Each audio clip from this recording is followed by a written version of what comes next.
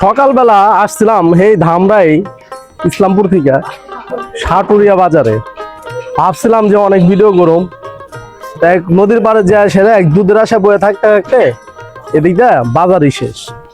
আর আমার লগে তো আছে শাহিন ভাই, এ তো বড় ভাই আগে বড় কত আইছে আমার ওই কথা বললই না, তাই কি করার, আর কিছু করারও নাই, প্রচন্ড ক্ষুধাও লাগছে আর বাজারে তো লোকজনও নাই, তাই মনের দুঃখে সিমবিসি কি না টিপতে যাইতেছি। ও না বড় ভাই লেবু কিনছে বুঝছেন, এই যে লেবু, এই লেবু বলে আমরা গেলে বলে 200 টাকা বিক্রি করবো। যাক ভাই, আপনি ব্যবসা করেন, আমি দোয়া করি যে আপনি ব্যবসা করে সফলতা অর্জন করেন। আর ভাই আমি যে আমার দোয়া করেন যে আমি ভিডিও বানাই সফলতা অর্জন করতে পারি।